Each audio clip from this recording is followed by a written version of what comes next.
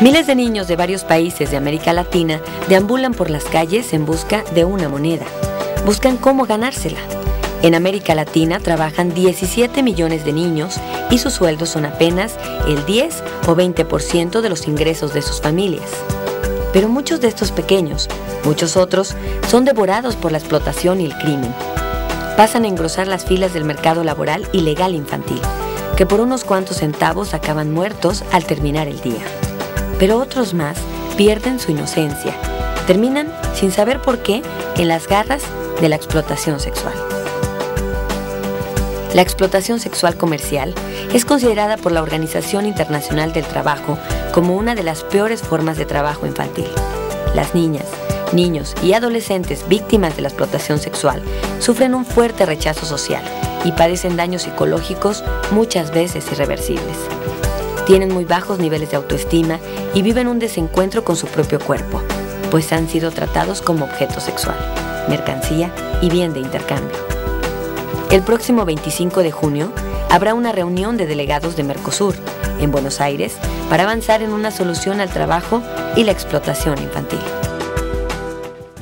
Hoy nos acompaña en el estudio Victoria Cruz, coordinadora del Programa Internacional para la Erradicación del Trabajo Infantil de la Organización Internacional del Trabajo en México. Bienvenida a Agenda Mujer, Victoria, ¿cómo estás? Muchas gracias por la invitación y por tener esta sensibilidad para tocar este tema. Un tema muy importante porque dicen que nuestros niños pues definitivamente son nuestro futuro, ¿no? El futuro de nuestro país.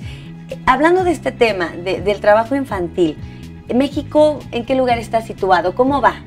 Bueno, el problema alrededor del mundo es gigantesco, lamentablemente.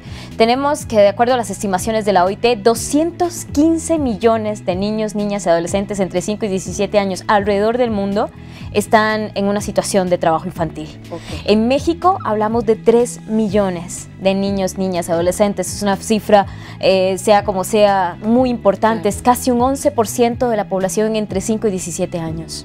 Sí, es grande. Ahora, ¿en qué es? Bueno, se ve que la agricultura es uno de los, donde más niños trabajan, ya sea porque sus familias trabajan en el campo o porque viven en zonas rurales, etcétera.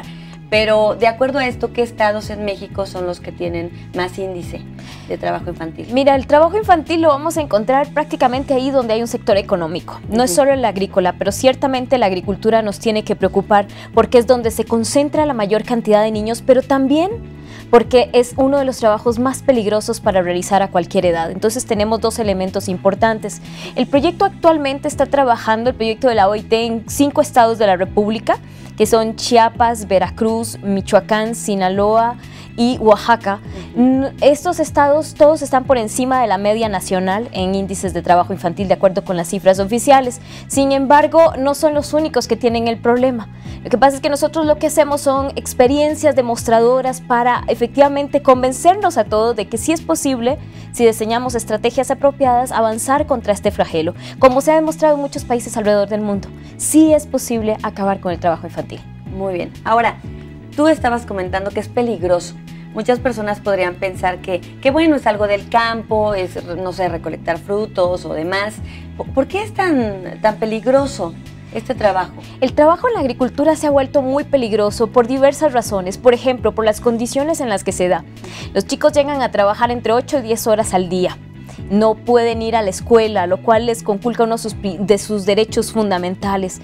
Imaginemos a una persona que durante 8 o 10 horas está cargando unas cajas grandes de jitomates, de ejotes, está todo el día en posiciones muy incómodas. Y esto afecta necesariamente su salud física, su salud mental, su pleno desarrollo. Y por eso es que es tan preocupante. Entonces el trabajo en la agricultura realmente es un mito de que es muy sencillo. La mitad de las muertes que se dan en los sectores laborales se dan justamente en el sector agrícola. Y eso sin contar el sol, ¿verdad? Porque también es, bueno, exacto. Estás expuesto no solamente a temperaturas extremas, también a animales ponzoñosos, a herramientas sumamente peligrosas. El simple machete que todos conocemos, en realidad es la herramienta más peligrosa que existe para trabajar. Muy bien, perfecto. Ahora, entonces, dentro de ese punto, ¿qué sí se podría considerar un trabajo aceptable? dentro de la agricultura, por ejemplo? Por supuesto que hay trabajos que son aceptables. Esto también lo tenemos que leer a la luz de las condiciones en que se da el trabajo. Por ejemplo, si es bajo supervisión familiar, si está apropiado para la edad y grado de madurez de ese niño, de esa niña o ese adolescente, si contribuye a fomentar valores familiares y comunitarios, es positivo, fomenta el desarrollo, apoya la educación. En ese caso no estamos hablando ni siquiera de trabajo infantil, hablamos específicamente de actividades formativas, actividades que son positivas para el desarrollo de los niños. Y no solamente las tenemos en el campo, también es muy fácil observarlo, ¿no? La ayuda que los niños pueden dar en la casa. Lavar los platos, levantar la mesa, apoyar en el negocio familiar unas cuantas horas el fin de semana, todas son actividades muy positivas para el desarrollo de los niños. Muy bien. Ahora, hablando un poquito de los obstáculos, ¿no? Cuando se trata de erradicar ese trabajo infantil o cuando se llega con las familias y les dices, sabes que están hablando de una explotación, por así decirlo, ¿cuáles son los obstáculos más grandes a los que se han enfrentado? Mira, sobre todo que eliminar el trabajo infantil no es una cuestión de discurso, sino que es necesario crear y desarrollar las alternativas para que las familias efectivamente puedan sacar de la estrategia de supervivencia a sus hijos e hijas. ¿De qué hablo específicamente? De que si la familia, por ejemplo, el obstáculo para que el niño, o lo que motiva que el niño trabaje es que no hay una escuela cerca. La semana pasada estuve en el Mezquital, en Durango, y un padre de familia campesino de una comunidad indígena me decía, yo quiero mandar a mis hijos a la escuela, pero el maestro solo viene 3 días a la semana. Entonces tenemos que irnos hacia atrás, no culpabilizar de entrada a las familias, sino más bien ver cuáles son esos factores que están promoviendo, que están facilitando que los niños trabajen. Muchas veces esos factores son incluso externos a las propias familias. Muy bien. Y ya por último, ¿cómo va este nuevo proyecto de alto al trabajo infantil en la agricultura en México? La verdad es que en los estados hay mucho interés por desarrollar acciones, el tema se está colocando en la agenda pública y yo creo que lo más importante es visibilizar que todos tenemos un papel que desarrollar. Ciertamente las instituciones públicas tienen que decir algo al respecto, pero nosotros como ciudadanos también podemos colaborar.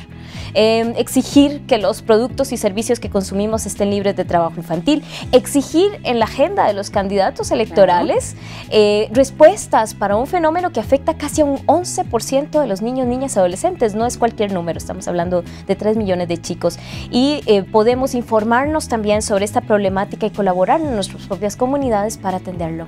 Excelente. ¿Algo más que quieras agregar, Victoria? No sé, algún otro proyecto o algo más con respecto a este tema. Un mensaje bien claro.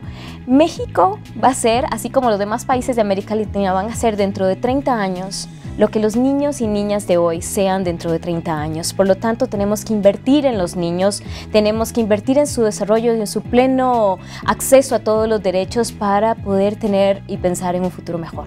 Muy bien, excelente. ¿Tus datos, Victoria, dónde podemos obtener más información de la OIT o tuyos? En la OIT nos encuentran en www.oit.org.mx y al teléfono 5250-3224. Ahí estamos para servirles. De información hay muchísima en la página web, no solo de México, sino de todos los países de América Latina y del mundo. Así es. Bueno, ya más de 80 países, ¿verdad? Alrededor del mundo donde ustedes están involucrados. Muchísimas gracias. Gracias a ti por el interés.